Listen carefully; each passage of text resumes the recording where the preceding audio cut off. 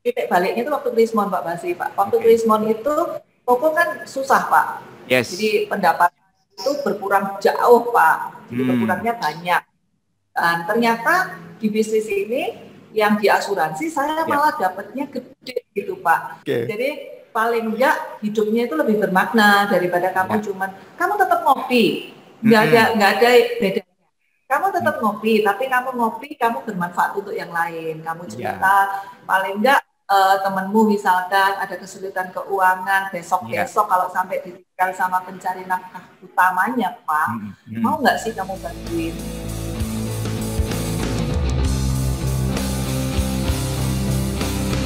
Oke, selamat pagi teman-teman BR Talks yang sudah setia banget mantengin channel ini dan hari ini seperti minggu-minggu sebelumnya saya akan juga ketemu ngobrol dengan teman, sahabat, inspirator yang bisa memberikan inspirasi buat kita semua. Karena saya percaya bahwa setiap cerita dari orang yang kita kenal itu pasti ada inspirasinya.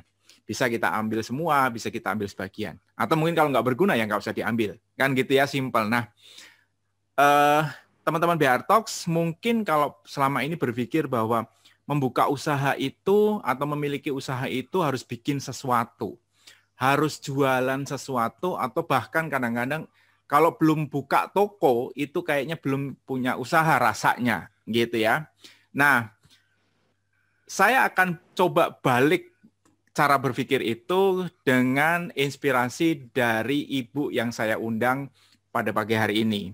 Beliau pernah menjalani itu semua dan masuk ke satu bisnis baru yang tokonya nggak ada, barang jualannya juga nggak kelihatan gitu. Nah, tapi beliau bisa bertahan di sini sampai dengan 25 tahun dan itu menjadikan satu bisnis yang cukup besar. Nah, teman-teman, kita sambut tamu kita pada pagi hari ini, inspirator kita, Ibu Lili. Selamat pagi, Bu Lili. Pagi, Pak Basri. Aduh, terima kasih Apa banyak. kabar? Kabar baik, Ibu. Senang sekali saya mendapat waktu dari Bu Lili, karena Bu Lili ini susah banget ditemuin, karena saya harus ke Malang ya kalau mau ketemu Bu Lili. Oke, nah teman-teman, BR Talks, ini adalah Ibu Lili Gunawan. Beliau adalah pemimpin dari Lili Agency di Kota Malang. Jadi hari ini saya ketemu, saya di Bogor, Ibu Lili ada di Malang. Jadi ini berkah pandemi ya Bu ya, kita banyak menghemat ya Bu. Dulu saya ke Malang itu harus naik pesawat dan gitu ya. Tapi sayangnya saya nggak bisa ke Rawon Nguling Bu. Next year Pak. Next year ya, nggak bisa ke Rawon, nggak bisa makan ketan ya kan. Waduh, ya itu anunya lah ya, minusnya ya. Tapi plusnya adalah kita bisa ngobrol pada pagi hari ini. Nah, Bu Lili, teman-teman mungkin yang belum tahu, Ibu Lili ini adalah tadi saya sudah sampaikan pemimpin tertinggi, leader tertinggi, agency director dari Lili Agency di Kota Malang. Salah satu agency terbesar tidak cuma di Malang, tapi juga terbesar di Indonesia gitu. Untuk AIA gitu ya, AIA Financial. Ini termasuk yang cukup besar gitu ya. Dan tentu membangun satu agensi bisa menjadi sebesar sekarang ini, itu pasti kan nggak sekedipan mata. Iya kan? Nah, Bu Lili boleh dong cerita dulu bagaimana asalnya sih? Apakah memang Ibu Lili itu lahir punya cita-cita atau oleh orang tua kamu nanti jadi agen asuransi, kemudian kamu jadi pebisnis gitu ya? Atau gimana kok tiba-tiba kok bisa gitu ya sekarang menjadi punya agensi sebesar Lili Agency yang termasuk tadi terbesar di Indonesia gitu? Gimana ceritanya, Bu? Ya, awalnya sih cita-cita saya karena orang tua saya kan pengusaha nih Pak. Jadi awal cita-cita aja pengusaha juga. Jadi awal saya merit, saya itu buka toko Pak. Oke. Buka toko spare part motor itu bantuin suami. Oke. Terus kemudian saya kepikir juga saya pengen punya usaha sendiri gitu. Jadi saya akhirnya buka juga toko lagi dengan tentu aja ngutang bank Pak. Oke. Ngutang bank buka toko. Karena kan waktu itu saya masih usia 27. Jadi 27. Belum punya modal lah ya Pak. Jadi saya buka toko lagi rumah tangga Pak. Juga masih baru ya Bu ya? Masih baru. Jadi masih baru 2 tahunan lah Pak. Jadi saya buka coffee shop, kebetulan salah satu pelanggan saya itu branch manajernya AIA Pak, gitu. Oh, jadi awal saya itu karena dia, gitu. Tahun berapa itu Bu? Itu tahun berapa itu? 96. 96. Wow. 96 tuh saya baru lulus kuliah. Oh ya, berarti tua saya sama Mas Ria. Jadi 96 itu anak saya masih usia 1,5 tahun kali ya, 1 tahunan lah, jadi Pak Andre Halim ini ngajakin saya untuk ikut asuransi sebetulnya dana pendidikan. Oh, jadi sebagai nasabah. Ya, sebagai nasabah. Tapi kemudian dia nawarin, kamu nggak enakan jadi agent, karena kalau kamu jadi agent itu komisinya buat kamu. Kalau kamu jadi nasabah, saya nggak bagi komisi ke kamu. Oke. Terus karena mungkin salah satunya mata duitan kali ya Pak.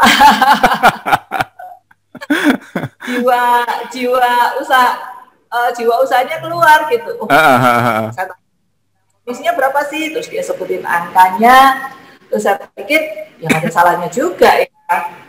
Karena kan kebetulan saya baby shop itu langganan saya banyak juga yang masih punya anak kecil-kecil, mungkin kayak saya juga pengen ikutin beasiswa. Jadi burlah di bisnis asuransi Pak. Karena syaratnya kok nggak ya gitu, ujian aja. Terus kalau saya bosen ya berarti kamu dengan sendirinya 3 bulan namamu dihapus gitu. Jadi nggak ada salahnya saya coba juga gitu Pak. Ya, itu karena tahun 96. Tahun 96. Oke. Sebelum kita dalamin ke sana Bu, tadi kan Ibu cerita bahwa pada usia segitu tadi 27 tahun, kemudian punya anak 1,5 tahun, posisi suami juga punya bisnis, ya kan Bu? Sebenarnya kan Ibu punya pilihan untuk ya udahlah saya stay aja di rumah gitu. Enjoy my life gitu kan, karena suami saya juga punya bisnis, anak juga masih kecil, mungkin dalam tanda kutip butuh perhatian. Kenapa Ibu kok milih ya udah saya tadi dari bantuin suami terus buka toko sendiri, kayak kurang kerjaan banget gitu loh Bu? Kenapa tuh? Kerjaannya. Buat sebagian orang gitu loh. Waktu itu suami saya mikir kayak Pak Basri ya, kurang kerjaan banget nih istri. Gitu loh. Kan sebagian orang masih berpikir ngapain lah suamiku punya bisnis gitu kan. Anakku masih kecil, ngapain lagi gitu kan, kayak kurang kerjaan banget. Kenapa Ibu pilih buka tadi toko peralatan bayi ya, betul ya? Ya. Nah, terus kemudian ini ditawarin asuransi mau gitu. Kenapa Bu? Ya, karena menurut saya Pak, waktu itu saya kan keluarga muda, ya. Jujur ngomong, kalau keluarga muda kan kita belum mantap lah Pak dari segi finansial ya. Suami usahanya juga masih baru 1 tahun lebih gitu, 2 tahunan, belum yang mantap gitu untuk sebuah kehidupan yang boleh dikatakan saya sih punya cita-cita ya Pak Basri. Saya cita-citanya sih tinggi-tinggi banget Pak Basri, tapi saya tuh pengennya kalau pengen apa-apa itu saya bisa. Mau apa-apa tuh saya cukup gitu. Jadi ada duit. Iya. Hidup pas-pasan lah ya Bu ya. Hidup pas-pasan. Jadi perlu pas ada duitnya gitu ya. Jadi pas pengen sekolahin anak ada duitnya, pas pengen beli baju ada duitnya. Jadi saya tuh nggak suka Pak Basri kalau misalkan pengen beli baju aja saya harus ngitung dulu berapa yang ada di dompet gitu kan. Mungkin itu yang nyebabin saya itu pengen bantuin suami juga untuk usaha sendiri. Jadi paling nggak ada 2 sumber. Kalau ada 2 sumber saya pikir kan lebih cepat gitu. Iya betul. Jadi biar suami bekerja untuk kebutuhan rumah tangga, saya bekerja untuk tambahan yang biasanya orang rumah tangga yang masih baru tambahannya apa sih Pak? Pengen jalan-jalan, nggak ada duitnya. Betul. Paling nggak saya bisa nambahin yang itu. Atau suami beli mobil, saya bisa nambahin sedikit lah, beli mobilnya yang lebih bagus. Gitu. Nah itu cita-cita saya. Oke. Jadi saya memang suka dari muda memang suka jualan, jadi akhirnya saya buka toko sendiri, terus ditawarin asuransi, ya kepikirlah kalau ini waktunya juga, waktu itu dia bilang, kamu masih bisa jaga toko, kamu bisa nawarin orang di toko, terus ya udah saya coba gitu Pak Basri. Jadi intinya kalau kita bisa, kenapa kita nggak coba duluan gitu? Banyak orang kan nyoba aja males gitu. Benar. Dan tadi karena karena tadi tekadnya udah benar-benar kuat, pengen punya usaha sendiri gitu ya, akhirnya modal aja pinjam ke bank ya Bu ya. Iya Pak. Iya, dibela-belain karena dengan kita pinjam di bank berarti kita sudah nggak ada titik mundur lagi ya, udah harus maju tuh. Iya, Pak. Karena bayar cicilan. Harus sukses ya. Itu akhirnya yang mendasari kenapa ibu yang seharusnya punya pilihan untuk udahlah saya jadi ibu rumah tangga aja di rumah menikmati hidup gitu kan. Mungkin zaman dulu belum ada drama Korea, mungkin film India gitu ya. Bisa nonton film India aja gitu kan. Akhirnya memilih untuk punya bisnis sendiri, tadi toko peralatan bayi, sampai akhirnya ketemu seorang bapak dari AIA yang tadinya nawarin ibu sebagai nasabah, tapi nawarin ibu jadi agent. Nah, tadi kan si bapak tersebut kan bilang bahwa, udahlah, modalmu cuma ujian. Terus kemudian kamu, kalau misalnya kamu bisa jualan, ya kamu bisa jalan terus, tapi kalau enggak, 3 bulan kehapus. Apa yang terjadi dalam 3 bulan pertama itu, Bu? Ya, 3 bulan pertama itu saya kan, yang pertama saya ikut sendiri Pak. Kemudian saya nawarin keluarga, nawarin teman, tapi itu juga awalnya karena iseng. Jadi saya awalnya juga begitu ada target, saya ditelepon, ini udah mau bulan ketiga, jadi saya lari lah. Saya jualan. Dan dapat Pak. Oke. 3 bulan berikutnya juga sama Mas Ian. Jadi ini udah mau bulan ketiga, saya lari lah jualan. Dan ternyata dapat lagi gitu. Jadi ternyata jual, kalau memang kita mau lakukan ya kita dapat aja nasabah. Gitu. Iya. Jadi memang harus ada kepepetmologi ya Bu ya. Iya.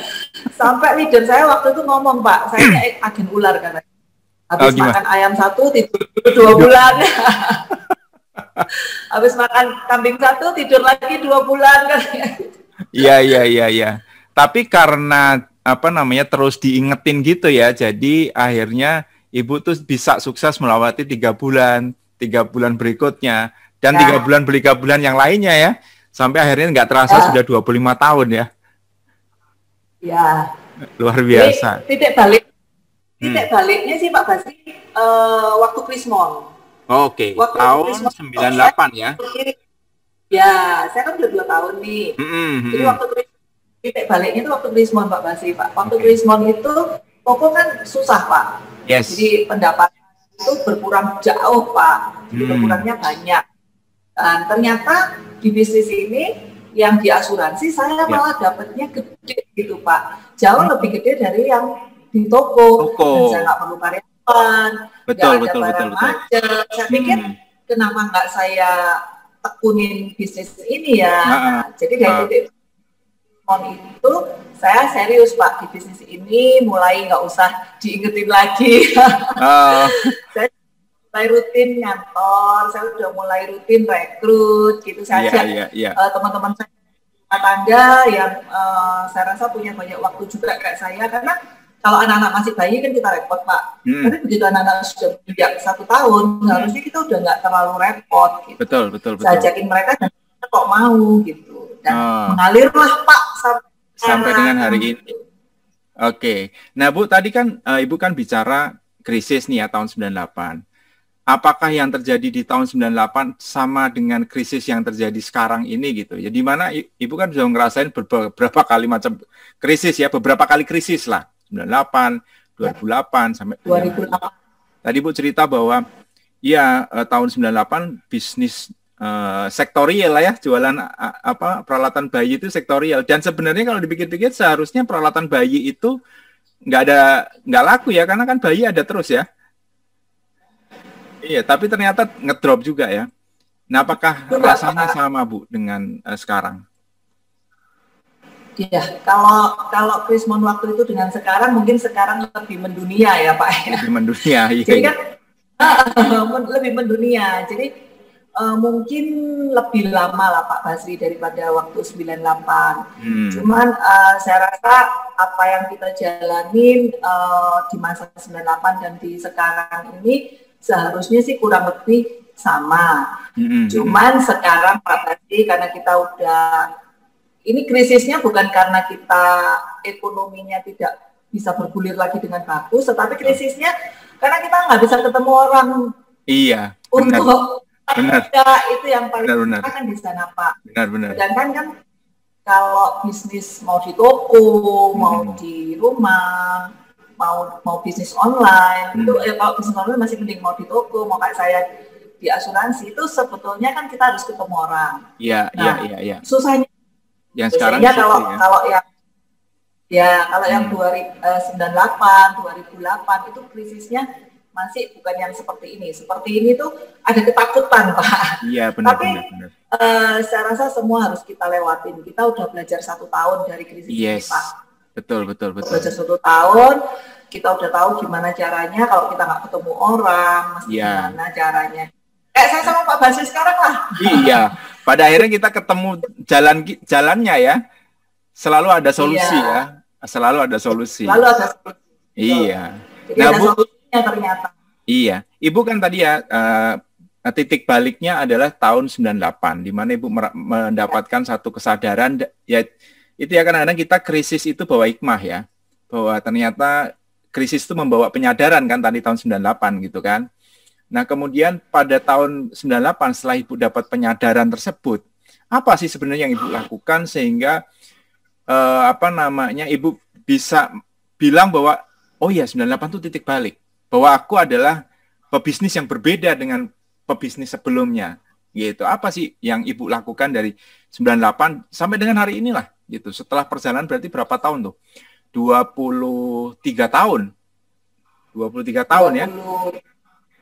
Iya, 96 ya, 25 saya join 25 dan 98 berarti 23 tahun, Pak. Jadi yang saya lakukan sebetulnya satu hal yang sederhana, Pak. Jadi setiap kali prospek itu kan kita cuma nelpon orang, nyadarin orang itu pentingnya proteksi. Nah kemudian saya kan mulai rekrut nih Pak di 98 waktu titik balik. Nah ternyata itu membuat saya lebih senang Pak, saya lebih happy karena ternyata orang yang dulunya nggak bisa bayar uang sekolah atau dia sebagai ibu rumah tangga yang ya minim lah Pak, kalau misalkan mau beli baju aja dia mesti mikir dulu harganya, lihat labelnya dulu gitu kan. Nah, kadang minta suami malah dimarahin ya Bu ya. Minta sekali nggak dimarahin Pak Basri. Oh, iya. Kalau misalkan nggak dimarahin, yang kedua kali dimarahin. Kedua kali. Yang ketiga kali udah nggak dikasih. Nggak dikasih. Udah takut. Nggak dikasih. Apalagi kalau mintanya berlian gitu ya Pak. Wah ya, belum sampai minta 2 kali udah dimarahin duluan tuh Bu. Curhat dari suami dan curhat dari istri gitu ya. Pak Basri suami, saya istri. Gitu. Iya benar. Jadi ada satu kebahagiaan yang berbeda, yang nggak cuma dari sisi uang yang saya dapetin gitu. Jadi saya senang banget bisa membuat teman saya itu akhirnya nggak lagi pusing dengan uang gitu. Jadi dia mau ulang tahun anaknya di McD juga udah nggak usah minta suaminya gitu. Pada waktu itu, pada zaman saya kan anak saya masih kecil Pak, ulang tahunnya di McD, di Kentucky, masih gitu, tapi kan tetap butuh dana. Betul. Dan lumayan. Gitu. Kalau mau yang bagus juga dananya minim-minim di 5 juta waktu itu harus ada. Gitu, kan. Dia bisa mestain anaknya, bisa pokoknya uang jajannya udah nggak terbatas deh gitu, udah nggak usah pusing. Terus itu yang membuat saya senang. Terus ada yang kesulitan bayar uang sekolah, akhirnya bisa bayar uang sekolah dan malah bisa sekolahin anaknya di luar negeri. Nah itu satu kepuasan. Ada yang single parent, akhirnya bisa beli rumah, bisa beli mobil, bisa sekolahin anaknya sampai. Nah itu membuat saya tuh mengalirnya tuh happy Pak. Jadi dan ini buat saya bukan melulu duitnya, tapi ternyata Pak Basri ya, hebatnya ternyata begitu saya membuat orang lain itu sukses, berhasil, dalam artian mungkin bukan yang sangat-sangat sukses, tapi cukup sukses lah. Cukup sukses. Ternyata itu ngedorong saya sendiri untuk sukses Pak gitu. Saya jadi lebih terus kantongnya juga lebih tebal ternyata dengan membuat orang lain sukses. Iya. Itu luar biasa. saya Benar. tekunin, Karena Pak. memang Jadi, kalau fisika kan bilang hukum kekekalan energi ya. Energi itu oh gitu ya? tidak, iya Bu. Itu pelajaran fisika yang saya ingat cuma satu itu sih Bu. Bukan saya pintar fisika, yang saya cuma ingat cuma satu itu. Dimana kalau energi di dunia itu ternyata tidak bisa musnah. Dia hanya pindah dari Oh, satu bentuk ke bentuk yang lain. Jadi ketika kita mendorong orang untuk sukses, ada kickback ke kita. Katanya begitu. Ya itu yang mungkin Ibu oh, rasakan ya. tahu. Karena saya A3 Pak, ekonomi. Oh ya, saya kebetulan A1 dan yang Jadi saya ingat cuma itu aja sih sebenarnya. satu SMA aja Pak. Oh, Lupa. Oke. Nah, tadi menarik Bu yang Ibu ceritakan tadi bahwa Ibu yang apa namanya? Salah satu titik baliknya adalah bahwa awalnya Ibu bisnis hanya untuk diri sendiri. Ya kan, tadinya kan nah, untuk supaya aku nggak tergantung sama suami. Kemudian bikin Ya. toko gitu ya. Terus kemudian ditawarin bisnis asuransi juga awalnya ya udah buat aku sendiri gitu supaya aku tadi nggak perlu minta ke suami, aku pegang duit sendiri. Tapi belakangan titik balik tahun 98 itu membuat Ibu merasa bahwa ya aku harus rekrut gitu, aku harus ajak orang untuk join juga. Nah, pertanyaan saya Bu, saya tahu kan Ibu ini timnya sebagian besar juga ibu-ibu. Ya Bu ya. Ya. Bahkan saya lihat dengan berbagai macam latar belakang yang tadi Bu ceritain. Bahkan saya pernah diajak makan di tempat salah satu timnya Bu Lili ini adalah pemilik restoran ayam goreng paling terkenal di Kota Malang ya. Pertanyaan saya nih Bu, bagaimana cara Ibu meyakinkan, kalau dalam bahasa saya itu mencabut mereka dari latar belakang mereka yang bermacam-macam itu gitu ya, sampai akhirnya mereka luluh ikut Bu Lili. Terus kemudian mereka juga akhirnya serius ikut Bu Lili dan mereka akhirnya sukses gitu. Karena nggak gampang kan kayak gitu. Apalagi kalau misalnya yang memang udah kepalang susah gitu kan, itu kan susah. Nah bagaimana cara Ibu mendekati berbagai macam karakter? Mungkin bisa kasih contoh. Oh kalau dulu ini begini, dulu tanpa harus sebut nama Ibu. Ini begini, ini begini, ini begini. Caranya gimana tuh Bu? Gitu. Ya, memang latar belakangnya beda-beda Pak. Ya. Banyak juga yang mengalami kesulitan keuangan dan itu mungkin jauh lebih gampang ya buat saya rekrut karena saya hanya perlu meyakinkan mereka bahwa di sini ini kerjaan ini ada duitnya ya dan waktunya kita atur sendiri fleksibel tapi benar-benar ada duitnya dan itu saya sudah buktikan jadi saya berani membuka rekening saya ke mereka. Kalau kamu mau lihat berapa penghasilan saya di sini, kamu boleh lihat karena saya nggak main-main gitu. Ini memang kerjanya. Ya, kalau kamu butuh satu aja musuhnya di sini cuma dirimu sendiri. Kamu mau nggak menikmati prosesnya? Karena ini untuk yang memang kesulitan keuangan ya Pak ya. Kamu mau nggak menikmati prosesnya? Karena prosesnya itu nggak gampang. Prosesnya nggak gampang karena musuhnya dirimu sendiri. Kalau musuhnya bos. Kalau musuhnya bosmu itu gampang. Kamu pasti akan bangun jam 8, kamu pasti akan bangun jam 6, ke kantor jam 8, kamu akan di kantor sampai sore. Kalau bosmu, musuhnya. Tapi kalau musuhnya dirimu sendiri, kamu akan mulai nanti siangan deh, nanti sorean deh. Kalau kamu waktunya harus presentasi, harus prospek lah istilahnya kalau di sini Pak ya. Akan mikir nanti deh, besok deh. Apalagi kan kalau Malang kayak hujan, kayak Bogor ya, Bia.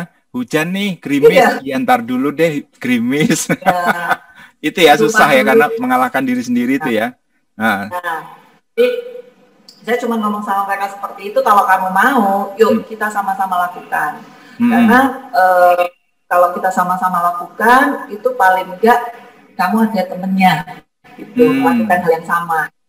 Jadi kan di kantor, saya ke kantor, saya kasih lihat mereka, ini loh teman-teman yang lain yang memang udah berhasil di bisnis ini, atau ada yang masih baru merintis gitu. Jadi semua mengalami kesusahan, tetapi kita balik-balik lagi, ya udah kita balik ke tim, kita lakukan sama-sama, kita cari solusinya sama-sama. Kalau kamu banyak mengalami penolakan atau kamu ada masalah di lapangan, kita juga selesai sama-sama. Jadi mereka biasanya dengan mau melewati prosesnya, mau ke kantor, itu biasanya mereka kalau intinya mau ke kantor aja mereka akan yakin Pak.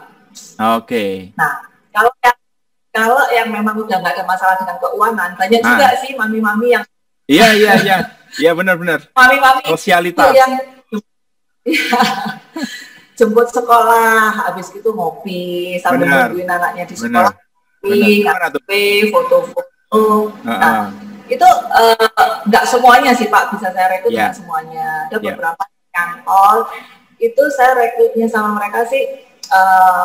Kenapa waktumu itu sambil kamu punya waktu luang yang cukup banyak, nggak kamu manfaatin untuk hal yang bermakna lah dalam hidup kamu.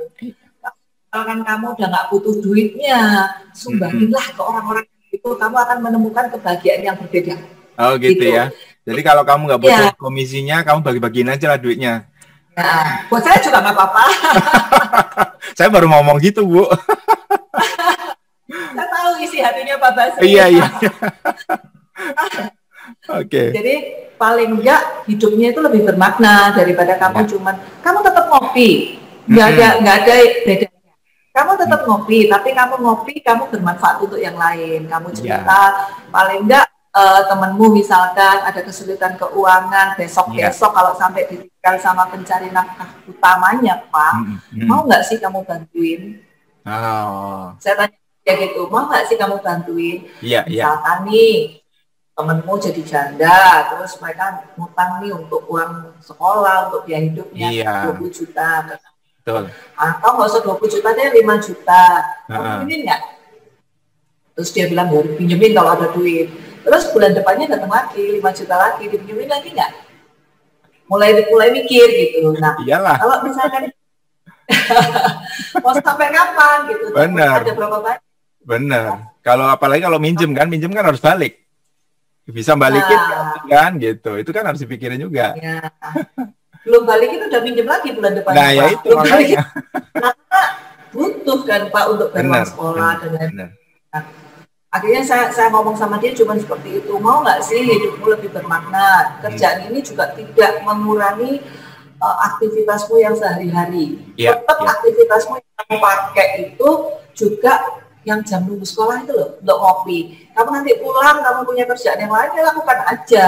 Tapi di waktu lowong ini benar-benar bermanfaat untuk dirimu, bermakna untuk dirimu, juga bermanfaat untuk orang lain gitu. Jadi yang dia tadi nggak bisa bantu dari sisi keuangan kalau misalkan suaminya meninggal, tapi bisa anjurin dia untuk ini loh. Kamu jelasin aja mereka mau ikut, terserah nggak mau ikut juga nggak apa-apa, nggak ada rugi.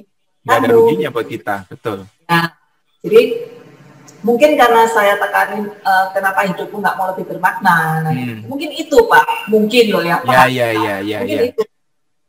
Kalau saya sendiri merasa hidup saya kalau bermakna, berguna untuk orang lain, berguna untuk keluarga. Terus misalkan saya pengen ngasih mama saya uang, saya juga udah nggak usah ngerepotin suami. Nah itu kan satu hal yang bermakna dan membahagiakan gitu, betul. Membahagiakan, karena bahagia itu nggak bisa dibeli loh ternyata. Benar Bu. Karena bahagia itu katanya sederhana Bu. Nah sedangkan sederhana itu rumah makan Padang, sana mahal loh Bu. Sederhana itu dengan melihat kamu bahagia saja aku ikut bahagia. Nah, itu sederhana kayaknya. Itu. Benar. Jadi intinya adalah ketika ketemu dengan orang-orang yang memang tadi ya backgroundnya sosialita, sudah punya, ya artinya sebenarnya suaminya mapan gitu ya secara penghasilan, Ibu bicara bahwa ya hidup itu harus ngasih dampak positif kepada orang lain ya. Itu yang membuat mereka ya tadi ya mungkin nggak semua mau ikut ya, tapi ada yang sudah bergabung itu karena itu ya Bu ya. Kalau tadi Bu itu kan ada yang background yang berbeda, tadi ada yang memang secara ekonomi dia kesulitan, ada yang secara ekonomi sebenarnya sudah berkecukupan. Lebih challenging yang mana sih Bu ketika Ibu bicara ayo join gitu, lebih sulit bicara ke yang sisi yang mana gitu? Mungkin ya Pak ya, kalau yang kesulitannya rada dalam itu yang sulit. Oke, jadi kalau yang sudah terlalu sulit itu memang agak susah diangkat ya. Karena satu sisi ada titik mindernya mereka itu untuk melakukan pekerjaan yang ketemu orang gitu. Oh, oke. Itu itu mungkin lebih sulit mengajak mereka yang sangat-sangat sulit, dan mungkin yang sangat-sangat berkecukupan itu juga sulit. Jadi yang sangat dan sangat Pak. Iya, ekstrim lah ya. Yang ekstrim ini agak susah ya. Nah, tapi kalau Pak Basri bilang lebih sulit yang mana ngajak yang kesusahan keuangan sama yang enggak, berimbang sih Pak. Berimbang sih, hampir sama. Ya. Masing-masing punya plus minusnya lah ya. Oke. Mungkin punya plus minusnya. Oke. Nah, tadi kan kita bicara tadi titik balik 98 di mana Ibu punya kesadaran bahwa saya harus mengajak orang lain lagi sama seperti yang saya udah alamin. Akhirnya Ibu merekrut. Kemudian Ibu merekrut ketemu dengan berbagai macam orang dengan berbagai macam latar belakang. Terus kemudian kan sebagian yang Ibu ajak mau dong bergabung, ya kan Bu, di Lily Agency. Tapi kan gini Bu, ada satu problem yang mungkin kita juga sering hadapi di mana orang itu cenderung berkumpul dengan gengnya, ya kan. Jadi begitu sudah masuk di dalam Lily Agency, ada nggak sih kita sebut dikotomi atau pengelompokan gitu? Ada yang aku sosialita, maka di Lily aku ngumpul sama sosialita. Aku bukan sosialita, ada nggak sih pernah mengalami satu periode seperti itu, dan bagaimana Ibu bisa membuat mereka ngeblending gitu, bahwa Anda adalah bagian dari Lily Agency, bukan lagi kelompok A, geng B gitu. Gimana Bu caranya itu? Ya, syukur ya Pak ya, dari awal saya bangun tim itu kebersamaan itu nggak sampai membuat ada geng-geng di dalam tim saya. Ya, kalaupun itu ada di belakangnya saya nggak tahu. Ya. Sampai saat ini jujur mereka cukup satu sama lain cukup helpful. Jadi di tim saya itu kalau misalkan mereka cross line, mereka tuh tetap hubungannya baik gitu. Jadi misalkan nih Pak Basri leader, saya leader, Pak Basri punya tim ini. Jadi tim saya mau nanya ke Pak Basri pun bebas. Dan Pak Basri pasti akan jawab apa adanya. Pasti akan membantu dan support. Itu sudah komitmen saya dari awal sih Pak. Jadi komitmen dari awal itu kita adalah satu. Ya udah, kita satu tim. Jadi kita nggak ada perbedaan antara si A, si B, si C. Itu kita satu tim secara tim besar. Kalian boleh ada persaingan di dalam tim, tapi persaingan itu harus sportif dan secara sehat gitu. Jadi dari awal mungkin karena sudah saya terapkan juga kita harus memulai dengan hati yang baik. Karena kalau misalkan harta itu kan titipan sih Pak ya. Ada yang memang punya sangat berlebihan, ada yang pas-pasan, ada yang kurang. Itu sebetulnya titipan juga, tapi kalau kita nggak usaha juga Tuhan nggak akan nitipin ke kita gitu kan.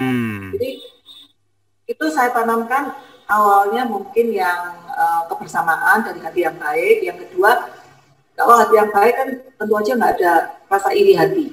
Jadi karena menurut saya rasa iri hati ini adalah awal daripada perpecahan Pak. Betul. Menurut saya kalau misalkan kamu melihat orang sukses, kamu harus melihat apa yang dia lakukan. Tiru aja, maka kamu akan sukses. Kalau kamu ngelihat di tim kita ada yang sukses, kamu pengen kayak dia, tiru aja caranya. Berapa lama dia bekerja, apa yang dia lakukan.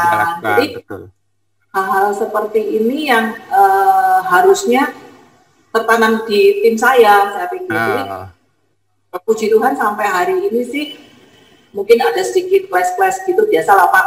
Cewek Pak. Iya. Tinggi. Benar.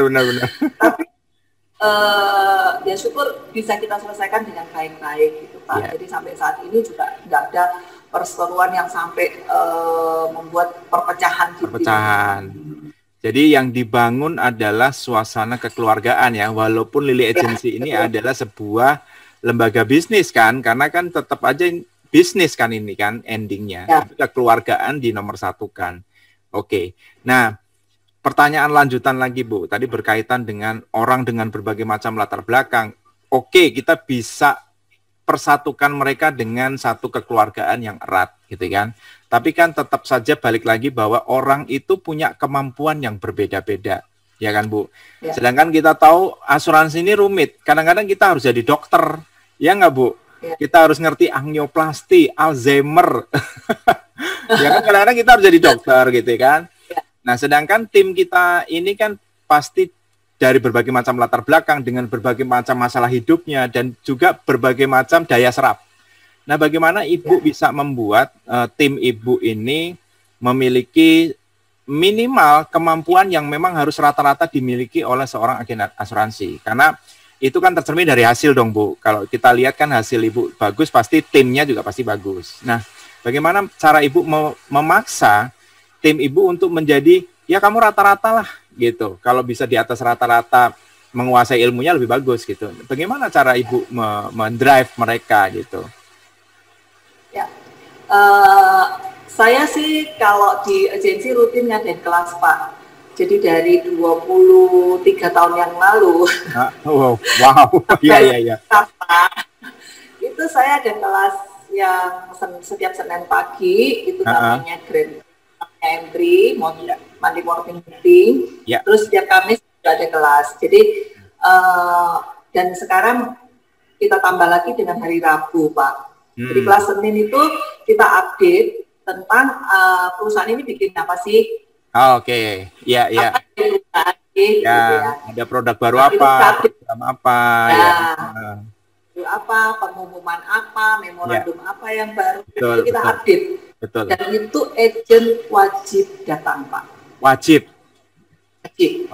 Karena kalau kamu masih mau di sini dan kamu masih mau jualan, kamu harus ngerti ada perubahan apa di perusahaan.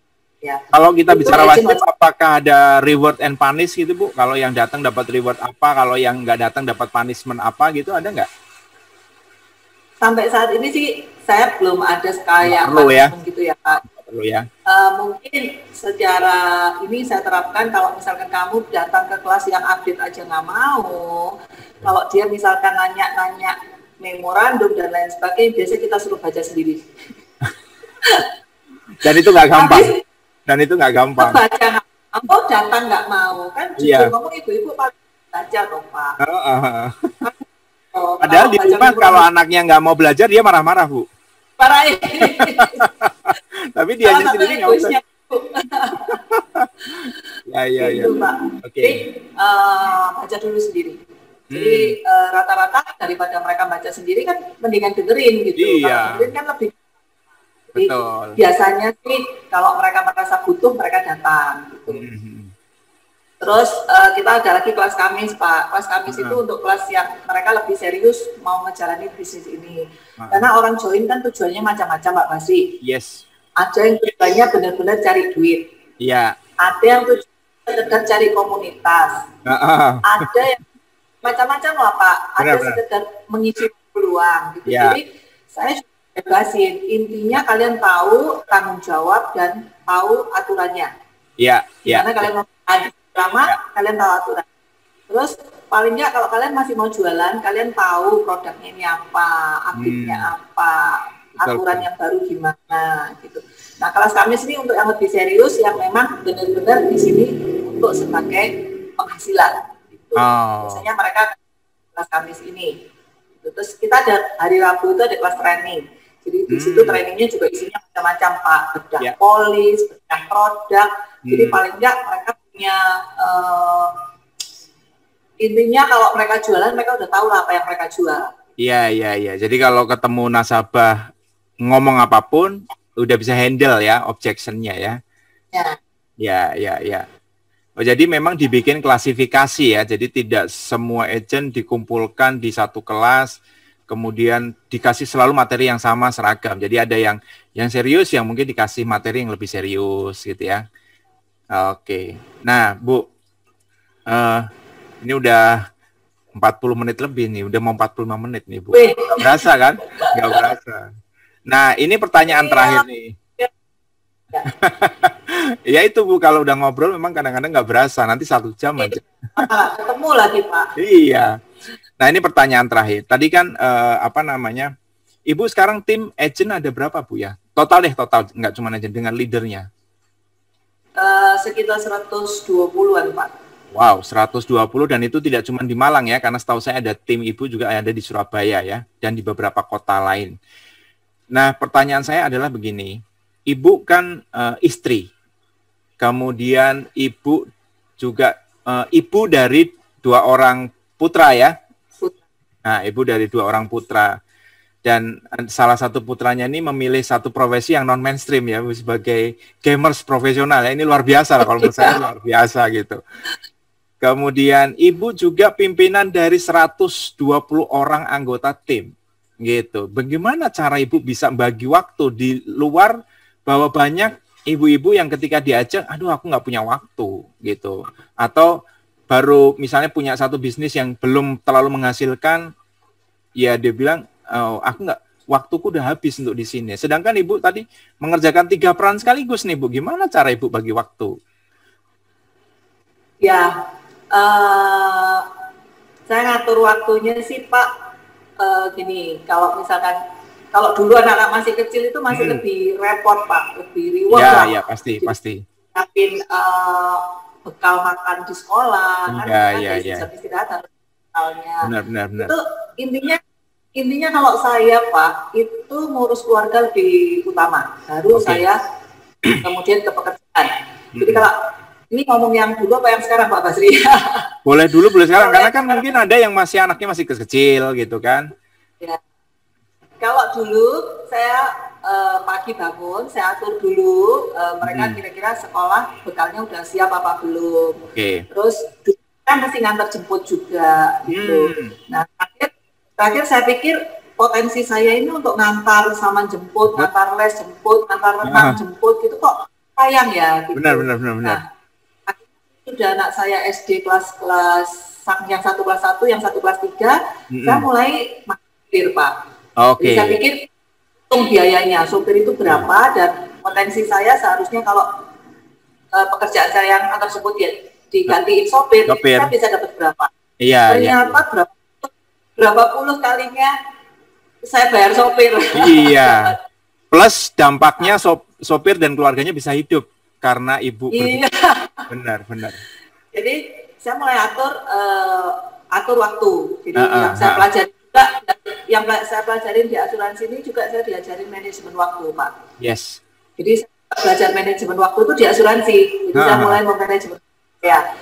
Saya mulai sharing sama suami, enaknya gimana, kita beli mobil satu lagi kira-kira gimana. Mungkin memang belum ada Pak, kalau kita cicil satu mobil lagi gimana. Dengan cicilan ini ya intinya kita kerjasama lah sama suami, saling support, saling hitung, kira kita mampu enggak.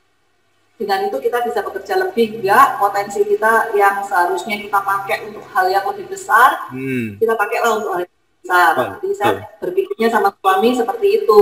Jadi akhirnya kita pakai sopir. Akhirnya mulai udah pakai sopir ngantor kan, sore udah pasti saya udah pulang gitu. Jam 5 jam itu saya udah di rumah. Sempat juga sih karena ada harga yang harus dibayar Pak. Kalau kita mau kerja lebih, mau dapat lebih, pasti ada harga yang harus dibayar. Jadi sempat juga ada hari-hari di mana anak saya pulang, saya belum pulang gitu kan. Nah itu Mah, bukannya kalau misalkan di sekolah diajarin kalau aku pulang sekolah, ibu itu di rumah sedang memasak gitu. Itu sakit juga sih Pak. Iya. Kebayang. Gitu ya. Itu mungkin saya tempuh nggak berapa lama, mungkin anak saya udah bisa dikasih pengertian ya. Kenapa mama kerja, karena ini kamu bisa dapatkan lebih di sisi.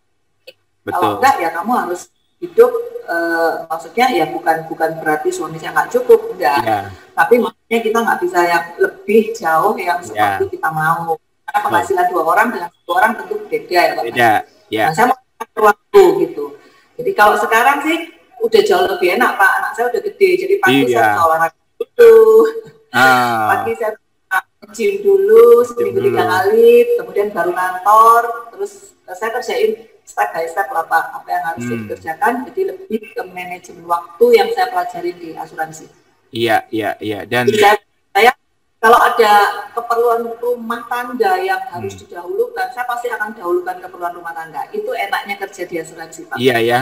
Dan tadi masih sempat nge-gym segala macam ya. Enak banget. Masih Pak. Iya, luar biasa. Pak harus sehat. Iya benar, sehat akal, sehat finansial, ya kan? Ya itu yang kemarin baru saya ngomong Pak. Kita ada vitality. Jadi kita harus sehat secara jasmani, kita harus olahraga. Betul. Secara mental kita udah di rumah terus stres nggak sih Pak? Ya, stres juga. Jadi kita harus sehat secara mental. Gimana caranya? Ya belanja online. Yang terakhir harus sehat secara dompet. Iya, sehat finansialnya. Kalau enggak, gimana caranya belanja? Tetap keseimbangan itu ya kita yang ngatur sih Pak. Kalau kita bisa ngatur, pekerjaan ini benar-benar membantu kita bisa mengatur gimana caranya jam berapa kita kerja, mau kita kerjanya malam, mau kita sambung di jam lowong kita habis dinner juga masih bisa gitu. Ya. Jadi kita bisa ngatur. Sorry Bu, ini pertanyaan terakhir. Tadi udah terakhir sebenarnya, tapi ini menjadi terakhir lagi karena penasaran.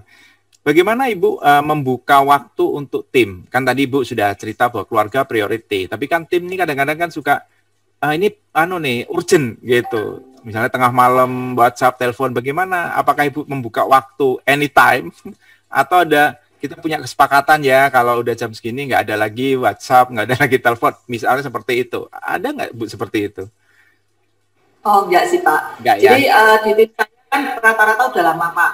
Leader saya juga udah di atas 10 tahun, di atas 15 tahun ada gitu. Jadi kita sudah saling support Pak. Kalau misalkan tim saya, selama saya pegang handphone dan saya memang bisa handle, saya akan handle kalau mereka telepon ke saya. Jadi selama yang misalkan udah taruh handphone atau jam 10 saya lagi tidur, mereka akan coba mencari yang lainnya yang ada di Indonesia. Oke. Jadi sebenarnya jadi sebenarnya buat teman-teman yang pengen punya cita-cita jadi leader besar seperti Bu Lili nggak perlu khawatir ya bahwa waktunya akan habis buat ngurusin tim ya. Nggak perlu khawatir. Yang penting tadi ya ritmenya sudah kita atur, manajemen waktunya kita sudah atur ya Bu ya. Oke. Dan Bu Lili dibikin satu sama lain udah saling support, saling membantu. Ya, tadi ya walaupun cross. Karena kalau mereka pun lagi nggak bisa ngangkat telepon, timnya mereka kan telepon ke leader yang lain juga, ke saya juga. Iya. Jadi teamwork itu benar-benar berjalan ya. Oke. Teamwork penting Pak. Penting ya.